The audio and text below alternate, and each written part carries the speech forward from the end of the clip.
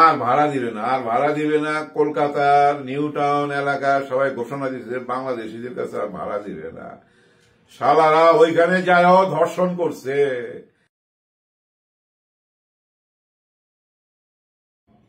আসসালামু আলাইকুম। সালাম দিয়ে এমন একটা সাবজেক্ট নিয়ে আলাপ করতে যাচ্ছি।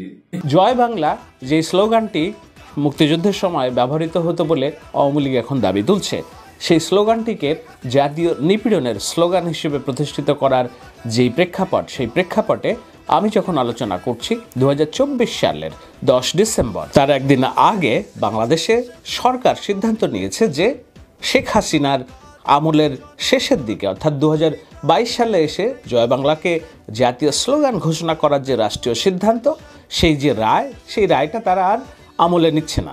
এবার ছাত্রলীগের দর্শন যে নীতি, ছাত্রলীগের যে অপকর্মের যে প্রভাব, সেই প্রভাব এখন বিদেশেও ছড়িয়ে পড়েছে। এতদিন তারা দেশে অপকর্ম করেছে, এখন পালিয়ে বিদেশ গিয়েও তারা তাদের সেই অপকর্ম চালিয়ে রেখেছে। অবশেষে জানা গেল কলকাতায় দর্শনের জন্য গ্রেফতার হয়েছেন ছাত্রলীগের 3 নেতা। দর্শক, আমরা দেখব এই বিষয় নিয়ে আলোচনা শুনব। এর আগে গুরুত্বপূর্ণ একটা আলোচনা ছাত্রলীগের জয় বাংলা নিষিদ্ধ হওয়া নিয়ে। আর ভাড়া দিবে না, আর ভাড়া দিবে না। কলকাতার নিউ টাউন এলাকা সবাই ঘোষণা দিচ্ছে বাংলাদেশিদের কাছে আর ভাড়া দিবে না। শালারা ওইখানে যাও ধর্ষণ করছে।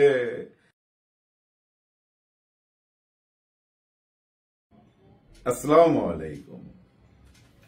সালাম দিয়ে এমন একটা সাবজেক্ট নিয়ে আলাপ করতে যাচ্ছি, নিজেরই লজ্জা লাগতেছে। ধর্ষণ মামলা, অসাধারণ ধর্ষণ মামলা।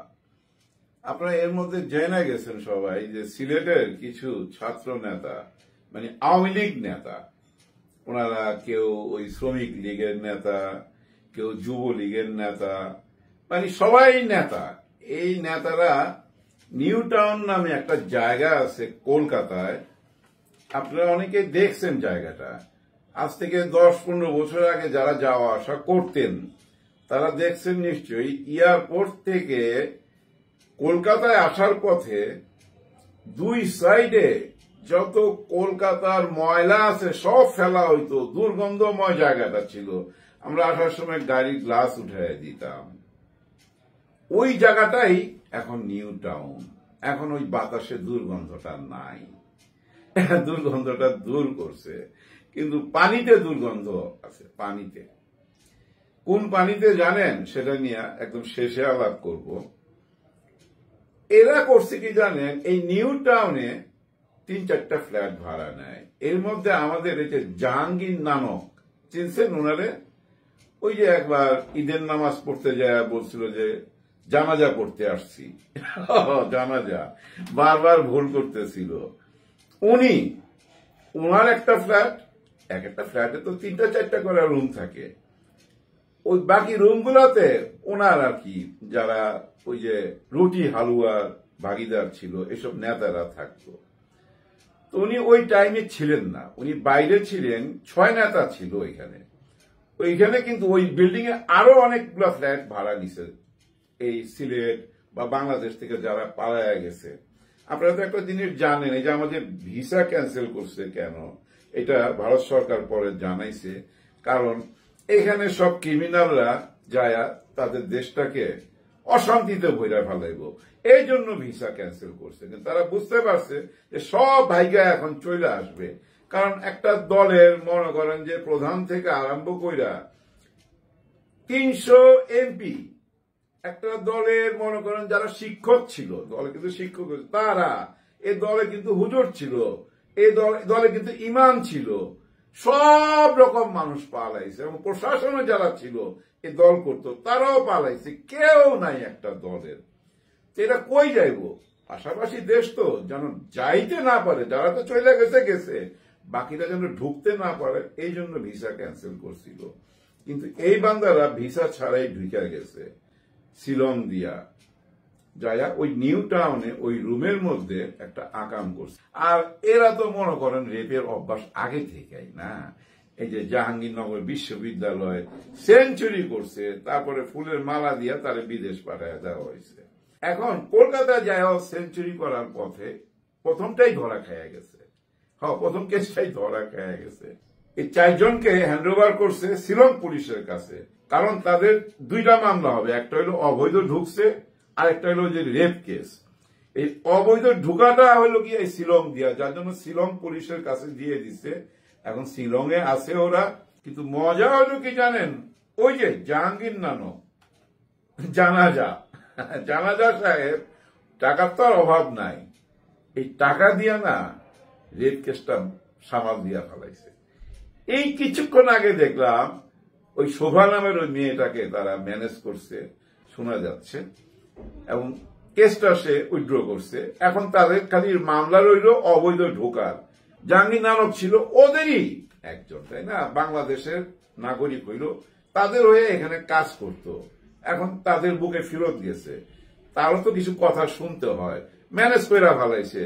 চিন্তা করেন, এরা যেখানে যাবে এখানে না বদনাম করবে। ভাই আমার মাথায় ঢুকে না, যান বাঁচাইবার জন্য দৌড়াইতেছ, ওর মধ্যে খাড়াই কেমনে তোদের ওইসব ইচ্ছা হয় কেমনে? আর ইচ্ছা হইলে সোনাগাছিতে চলে যাইতি, টাকার অভাব আছে নাকি? চান্দা টান্দা এখন পাওয়া যায় না, একটু অভাব যাচ্ছে না, একজনের কথা কয়ে আইনা 6 জনে মিলে আকামটা করছে, দেশটা দুর্নাম করে ফেলাইলো জানেন, চারিদিকে বদনামের শেষ নাই।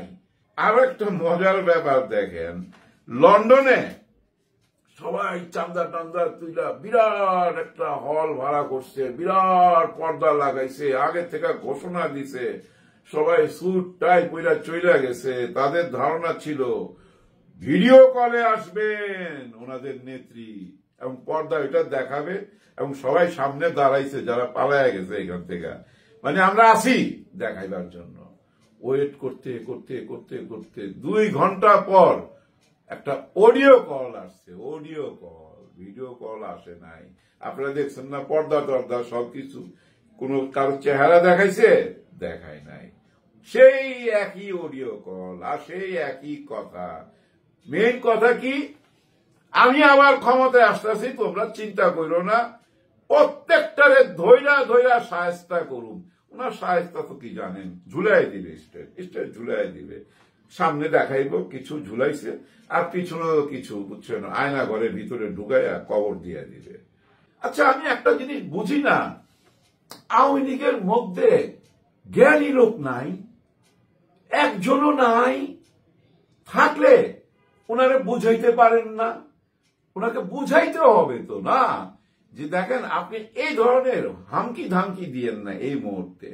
এই মুহূর্তে যদি দলটাকে এক করতে চান তাহলে কিছু ভালো কথা বলেন, রাজনৈতিক কথা বলেন।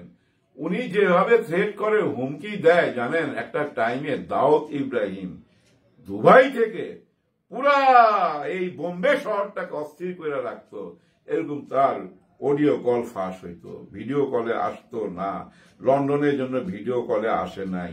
আর এই ভিডিও কলে না আসাতে বিশাল বড় একটা প্রশ্ন দেখা দিছে সবাই মনে, শেখ হাসিনা কি বন্দী নাকি উনি ইন্ডিয়াতেই নাই? কারাই ভয়েস পাঠাচ্ছে? এটা কি এআই দিয়ে তৈরি? এত বড় অ্যারেঞ্জমেন্ট, উনি আগে থেকে বললেন ভাষণ দিবে, একটা প্রবাসী সরকার গঠন করবে, কিন্তু সেই অডিও কল উনি ভারতে যাওয়ার পর আজ পর্যন্ত 4 মাসের উপর হয়ে গেছে, ওনার চেহারা কিন্তু কেউ দেখে নাই, একটিবারের জন্য একটা স্টিল ছবিও কেউ দেখাইতে পারে নাই, শুধু ভয়েস। এই ভয়েস এআই আমি মনে করতাম, কিন্তু আবার এখানে একটা যুক্তি আছে। এই যে আমাদের অপরাধ বিচার ট্রাইব্যুনালের তাজ সাহেব বললেন যে উনি এই ধরনের আর হুমকি দিতে পারবে না, এই ধরনের কথা বলতে পারবে না, এই ধরনের কথা বললে সাক্ষীরা ভয় পাবে, সাক্ষী দিতে আসবে না। উনি এটা বলাতে মনে হয় এটা তো সত্য না, ওনারা যাচাই না কইরা তো আর এই কথাটা বলে নাই আদালত থেকে, তার মানে এটা সত্যি। কিন্তু সত্যি হইলে লন্ডনে কেন আসলো না এত বড় আয়োজনে? জানেন, সবাই মনের মধ্যে একটা প্রশ্ন এখন, যে লন্ডনে যারা ছিল এখানে, এইটা কি আমাদেরকে বললো ভিডিও কলে আসবে, কিন্তু উনি তো আসলো না। আসলে কি উনি নাকি অন্য কিছু, নাকি ভারতের কোনো গেম, কেউ কিছু মাথায় নিতে পারতেছে না। কিন্তু প্রবাসে যারা আছে এবং বাংলাদেশে যারা আছে, যারা আওয়ামী লীগ করে মনে প্রাণে, তারা চায় আওয়ামী লীগ আবার ফিরে আসুক। আপনাদের জন্য আমার একটা ছোট্ট গল্প আছে, গল্পটা কিন্তু অনেক সিরিয়াস, আপনারা বুঝা নিবেন, আমি আকার ইঙ্গিতে বলবো। দুইটা কুকুর কামড়াকামড়ি লাগছে, কামড়াকামড়ি করতে করতে যায় গ্রামের এক কুয়ার মধ্যে পড়ছে। এখন গ্রামবাসী পড়ছে মহা প্রবলেমে, কেমনে এই পানি খাবে, এই পানি তো অপবিত্র হয়ে গেছে। দৌড়ে গেছে ব্রাহ্মণের কাছে, পণ্ডিতজির কাছে, যে পণ্ডিতজি আমাদের কুয়ার মধ্যে কুকুর পড়ছে, পানি তো নাপাক হয়ে গেছে, আমরা এখন কি করুন? চিন্তার কিছু নাই, এই না আমার কাছে গঙ্গার পানি আছে, এক ঘটি গঙ্গার পানি দিয়ে দিছে, বলে কুয়াতে যা ফেলে দাও, পানি পাক হয়ে যাবে। কিন্তু ওই গ্রামে তো কিছু মুসলমান আছে, ওই মুসলমানরা আবার বলতেছে গঙ্গার পানি দিলে কিভাবে এটা পাক হবে? না না না, আমরা আমাদের হুজুরের সঙ্গে আলাপ করব। ওনারা চলে গেলেন মাওলানা সাহেবের কাছে। মাওলানা সাহেব বলল চিন্তার কোনো কারণ নাই, আমার কাছে আবে জমজমের পানি আছে, এই যে আমি এক বোতল দিয়ে দিলাম, ওই কুয়ার মধ্যে ঢাইলা দাও, পানি পাক হয়ে যাবে। যে কথা সেই কাজ, গঙ্গার পানিও ঢালা হইল, আবে জমজমের পানিও ঢালা হইল। কিন্তু 2 দিন পরে কুয়ার কাছে কেউ যাইতে পারে না, দুর্গন্ধ পানি থেকে আসতেছে। দৌড়ে চলে গেল সেই ব্রাহ্মণের কাছে, পণ্ডিতের কাছে হিন্দুরা, আর হুজুরের কাছে, মানে সেই মাওলানার কাছে মুসলমানরা, যে আপনার জমজমের পানি কুয়াতে ফেললাম, কাজ হইল না, এখন তো দুর্গন্ধ আইতাছে। পণ্ডিত জিরে বলতেছে আপনার গঙ্গার পানি নিয়ে কুয়াতে ঢালছি, কাজ হয় নাই, এখন গন্ধ আসতেছে, উপায় কি? চারিদিকে ছড়ায় গেছে। ওই মাওলানা সাহেব আর ওই পণ্ডিত সাহেব দুজনে একসঙ্গে হয়েছে, যে ঘটনা কি, কেন কাজ হইল না? আপনার ওই গঙ্গার পানি আর আমার জমজমের পানি মিলায়া কেন ওই কুয়ার পানিকে পাক করতে পারলাম না, এখন নাকি দুর্গন্ধ আইতেছে। আলাপ আলোচনা কইরা দুইজনে বাইরে আসছে, গ্রামবাসী সব দাঁড়ায় রয়েছে। আইসা জিজ্ঞাসা করলো আপনারা তো গঙ্গার পানি ঢালছেন? তো হ্যাঁ ঢালছি। জমজমের পানি ঢালছেন? তো হ্যাঁ ঢালছি।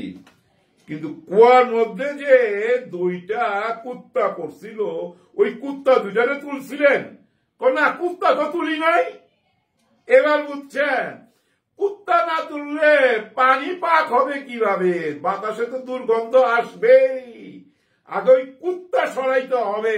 ওই পানি পরিষ্কার করতে হইলে তো কুত্তা উঠাইতে হবে, তারপরে কিছুদিন অপেক্ষা করতে হবে। পোড়া পানি বলেন, জমজমের পানি বলেন, গঙ্গার পানি বলেন, যত পানি ঢালেন না কেন, ওই কুত্তা না উঠাইলে ওই পানি থেকে দুর্গন্ধ আসতেই থাকবে। বুঝা নিয়ে সংস্কার হবে। ওই যে মরা কুত্তা 2টাকে উঠাইয়া কোথাও নিয়ে মাটি চাপা দেন, দেখবেন ধীরে ধীরে ওই পানি পাক হয়ে যাবে, সুবাতাস বইবে, আবার শান্তি ফিরে আসবে। আসল জায়গায় হাত দেন, আসল জায়গায় হাত না দিলে কিচ্ছু হবে না। গোড়া থেকে নিয়ে সাফ করে ফেলান, উপরে দিয়ে সাফ করলে কিচ্ছু হবে না, গন্ধ থাইকা যাবে। সবাই জন্য সবাই দোয়া করবেন। আল্লাহ হাফেজ।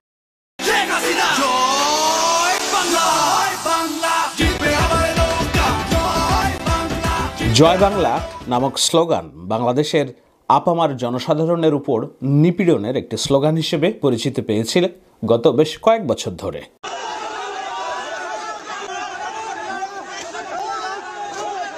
আমি বলছি গত কয়েক বছর ধরে, এমন না স্বাধীনতার পরপর থেকে এটি নিপীড়নের স্লোগান না।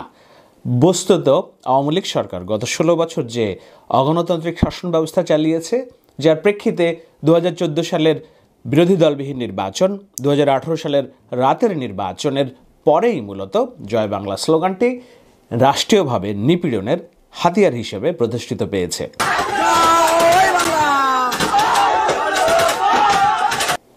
ভারতে যেমন জয় শ্রীরাম স্লোগান দিয়ে মুসলিমদের নির্যাতন করা হয়, এই ছবি আপনারা দেখেছেন নিশ্চয়ই।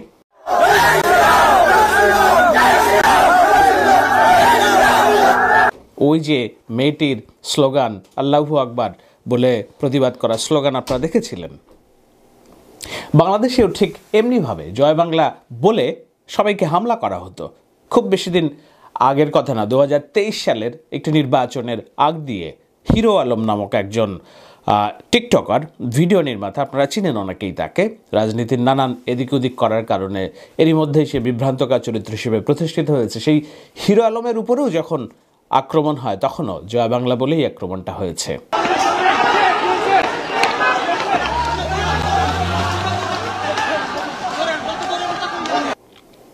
এটি শুধু হিরো আলমের উপর নয়, মাঠে ঘাটে পথে প্রান্তরে যেখানেই যত অনাচার, সেই অনাচার করার জন্য দলীয় এই যে হেলমেট বাহিনী, হাতুড়ি লীগ বাহিনী, তারা জয় বাংলা বলেই আগে বেড়েছে। তার সর্বশেষ প্রমাণ হলো ৩৬ জুলাই সংগঠিত হওয়ার প্রেক্ষাপট, ঢাকা বিশ্ববিদ্যালয়ের শিক্ষার্থীদের উপরে হামলার সময়ও তারা জয় বাংলা বলেই হামলা চালিয়েছে।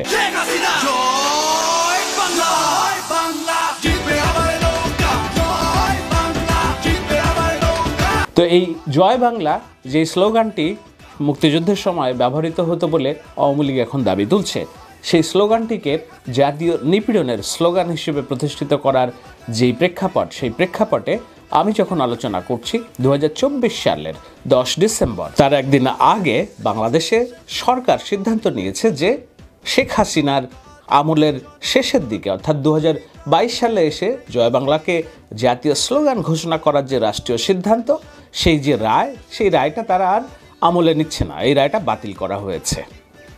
আর এতেই তেলে বেগুনে জ্বলে উঠেছে আওয়ামী লীগের কর্মী সমর্থক সম্প্রদায়। তারা এটাকে দেখছে মুক্তিযুদ্ধের স্লোগানের প্রতি অবমাননা হিসেবে দেখছে।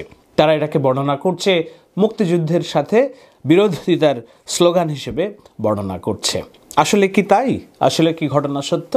জয় বাংলা স্লোগান কেন এতদিন পরে রাষ্ট্রীয় স্লোগান করার তাগিদ অনুবাদ করলো শেখ হাসিনা এবং কেনই বা বাতিল হলো, সেটার একটু প্রেক্ষাপট আলোচনা করার জন্যই শাহেদ আলম শোতে আজকের এই বিষয়টি নিয়ে আলোচনা।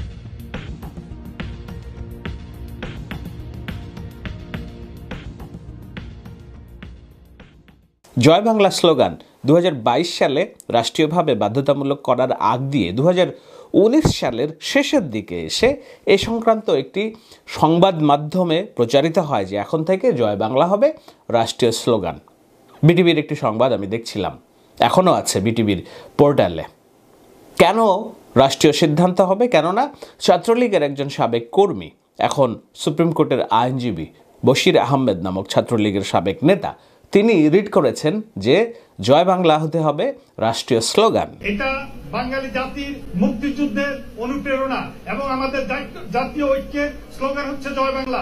সেই জয় বাংলাকে আমরা সংবিধানের ব্যাখ্যার মাধ্যমে, ডিক্লারেশনের মাধ্যমে আমরা সংবিধানের অংশ হিসাবে আমরা দাবি করেছি। সেই রিড করার পরে ওই সময় ২০২০ সালে দুইজন বিচারপতি, একজন বিচারপতি নাজমুল আহসান, যিনি এরই মধ্যেই পরলোকগত হয়েছেন, এবং আরেকজন কামরুল কাদের, এই গঠিত বেঞ্চ জয় বাংলাকে রাষ্ট্রীয় স্লোগান হিসেবে স্বীকৃতি দেওয়ার আদেশ দেন। কিন্তু এই আদেশ ২০২০ সালে দিলেও শেখ হাসিনা সরকার নিজেই দ্বিধাগ্রস্ত ছিল যে আদতেও জয় বাংলা স্লোগান রাষ্ট্রীয় স্লোগান হবে কিনা। সেজন্য তারা প্রজ্ঞাপন জারি করতে সময় নিয়েছে প্রায় ২.৫ বছর, অর্থাৎ ২০০০ সাল থেকে ২০২২ সালের এসে ৩রা মার্চে এসে তারা এই প্রজ্ঞাপন জারি করেছে।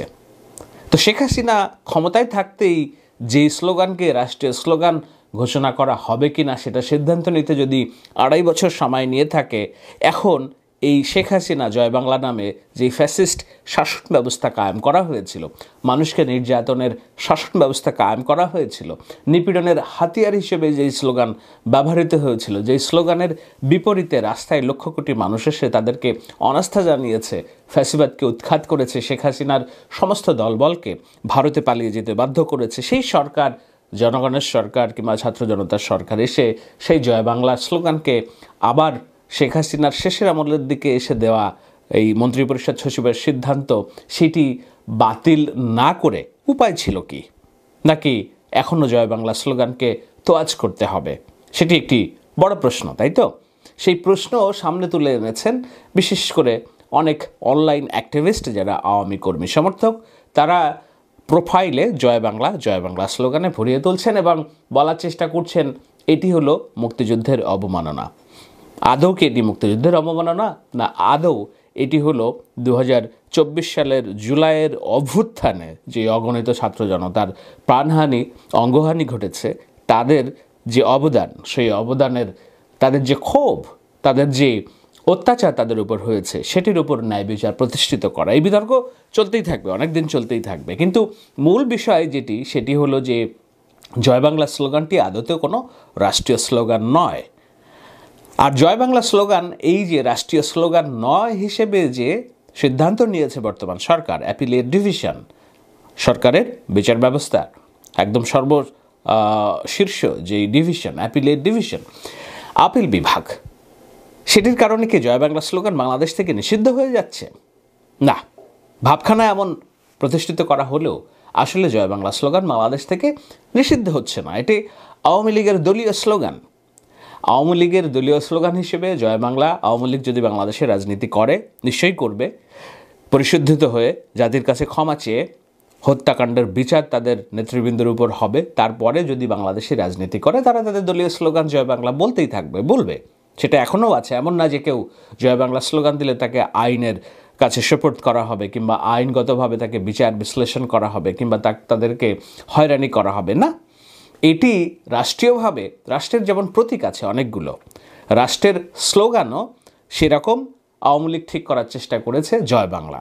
প্রতীক কি? বাংলাদেশ রাষ্ট্রের প্রতীক যদি আপনাদের মনস্পটে না থেকে থাকে, নিশ্চয়ই আপনারা জানেন যে শাপলা বাংলাদেশের টাকা পয়সা, কয়েন, অর্থাৎ ধাতব যেসব মুদ্রা আছে, জাতিসংঘ, সংবিধান, সব জায়গায় এই শাপলা অঙ্কন করা আছে। শাপলা হচ্ছে বাংলাদেশের জাতীয় প্রতীক।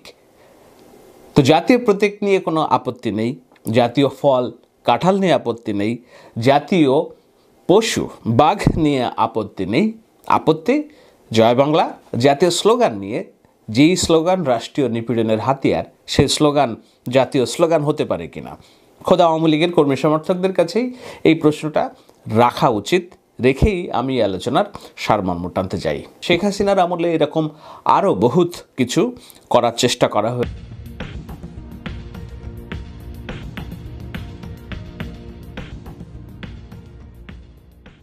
বাংলাদেশের জাতীয় প্রতীক শাপলা, কিংবা বাংলাদেশের জাতীয় প্রতীক বাঘ, রয়্যাল বেঙ্গল টাইগার, কিংবা বাংলাদেশের জাতীয় প্রতীক শহীদ মিনার, কিংবা বাংলাদেশের জাতীয় প্রতীক স্মৃতিসৌধ, এইগুলো হচ্ছে নিয়ে কোনো বিতর্ক নেই। এইগুলো হচ্ছে আপামার সবার রাষ্ট্রীয়ভাবে, সামগ্রিকভাবে, নিজস্বভাবে ওন করার প্রতীক। কিন্তু এই প্রতীকগুলো আওয়ামী লীগ আমলে এই সব প্রতীককে ব্যতি রেখে নৌকাকে জাতীয় প্রতীক করার একটা হীন প্রচেষ্টা আমরা দেখেছি নানান জায়গায়। কিভাবে বিদেশ থেকে যেসব অতিথি আসতো বাংলাদেশে, বহির্বিশ্ব থেকে, তাদেরকে কোনো কিছু উপঢৌকন গিফট করা হলে নৌকা প্রতীক গিফট করা হতো। বহির্বিশ্বে যেও বাংলাদেশের কোনো সিম্বল, বাংলাদেশের কোনো বিষয় কাউকে উপস্থাপন করার আগ দিয়ে নৌকাকে উপস্থাপন করা হতো। তো যেই প্রতীক একটি রাজনৈতিক দলের প্রতীক, যেই প্রতীক ব্যবহার করে তিনটি নির্বাচনে বাংলাদেশের অগণিত লক্ষ কোটি তরুণকে ভোটাধিকার থেকে বঞ্চিত রাখা হয়েছে, যেই প্রতীক ব্যবহার করে বাংলাদেশে দুর্নীতি, লুটপাট এবং স্বৈরতন্ত্র কামন করা হয়েছে, সেই প্রতীককে জাতীয় প্রতীক হিসেবে উপস্থাপনের জন্য আওয়ামী লীগ, শেখ হাসিনা দীর্ঘদিন চেষ্টা করেছেন। ঠিক একইভাবে আমরা দেখেছি যে জয় বাংলা প্রতীকটাকেও, জয় বাংলা স্লোগানটাকেও, যেটা আওয়ামী লীগের দলীয় স্লোগান, নৌকার মতো দলীয় প্রতীকের মতো, সেটাকে রাষ্ট্রীয়ভাবে মানুষের ওপর চাপিয়ে দেওয়ার জন্য হীন প্রচেষ্টা আমরা দেখেছি। আর তাতে কী হয়েছিল? 2022 সালের পর থেকে বাংলাদেশের সকল রাষ্ট্রীয় বাহিনী, পুলিশ, সেনাবাহিনী, সবাইকে জয় বাংলা বলতে বাধ্যতামূলক করা হয়েছিল। চাপিয়ে দেওয়া না? অস্বস্তি না? আপনাকে যদি কেউ বলে কোনো পুলিশ দায়িত্ব পালন করছে, সভা সমিতিতে বক্তব্য প্রদান করছে, তারপরে তাকে জয় বাংলা বলে স্লোগান দিতে হবে, কেননা এটা একটি জাতীয় স্লোগান। তো জয় বাংলা একটি দলের স্লোগান আওয়ামী লীগের, আবার একই সাথে জাতীয় স্লোগান, বিষয়টা কেমন না? এই কেমন কাজই শেখ হাসিনা করতে বাধ্য করেছিলেন বাংলাদেশের অগণিত রাষ্ট্রীয় কর্মচারীকে, অগণিত সাধারণ স্কুল কলেজের শিক্ষার্থীকে, অগণিত সাধারণ মানুষকে। এটি একটি নিপীড়নের শাসন ছিল, এটি একটি নিপীড়নের রাষ্ট্র ব্যবস্থা ছিল, এটি একটি নিপীড়নের স্লোগান ছিল। সেই নিপীড়নের স্লোগানকে না বলেছে বাংলাদেশের লক্ষ কোটি মানুষ। এখন আইনতভাবে যেটাকে এই অবৈধ এবং ভোট ছাড়া যেই সরকার জেকে বসেছিল তাদের মন্ত্রিপরিষদের সিদ্ধান্ত জাতির উপর যে চাপিয়ে দেওয়া হয়েছিল সেটিকেই কেবল খণ্ডন করা হয়েছে। না, জয় বাংলা স্লোগান বাংলাদেশ থেকে নিষিদ্ধ হয়নি। সুতরাং যারা ম্যাটকার করছেন, চিৎকার করছেন, ক্রন্দন করছেন, মুক্তিযুদ্ধের বিরোধিতা বলে একটা ভীতিকর এবং মিথ্যা পরিবেশ সৃষ্টি করার চেষ্টা করছেন, তারা দর্শক আলোচনাগুলো শুনে বুঝতে পেরেছেন ছাত্রলীগের জয় বাংলা নিষিদ্ধ হয়ে গিয়েছে। তো তাদের এই জয় বাংলার যে পাওয়ার, সে পাওয়ার কিন্তু তারা সীমান্তের ওপারেও দেখাইতে শুরু করেছে। আমার মনে হয় এটা একটা ভালো উদ্যোগ, যেহেতু অন্য দেশ না হোক ভারতে গিয়ে করেছে। তো এই জন্য ভারতেরও বোঝা দরকার যে আসলে আওয়ামী লীগ, এই মানুষগুলো আওয়ামী লীগের রক্ত যারা ধারণ করে তারা কতটা হিংস্র হতে পারে, তারা কতটা বেপরোয়া হতে পারে, এটা ভারতের বোঝা দরকার। কারণ ভারত তো মনে করে যে শেখ হাসিনা সারা বাংলাদেশ চালানোর মতো যোগ্যতা কারো নাই, আওয়ামী লীগই একমাত্র গণতান্ত্রিক মানবাধিকারী দল, এছাড়া আর কেউ মানবাধিকার করতে পারে না। তো এটা কিন্তু ভারত সবসময় মনে করে। তো এটা ভারতকে বোঝানো উচিত। আরও যদি কিছু ছাত্রলীগ নেতা থাকে তাদেরও উচিত ভারত গিয়ে এই দর্শনের কাজটা চালু রাখা এবং ভারতকে বোঝানো যে আসলেও তারা কে, কেন আমরা এতদিন ভারতের আওয়ামী লীগের বা ছাত্রলীগের বিরোধিতা করেছি। ভারতের এটা বোঝা দরকার আছে বলে আমরা মনে করি।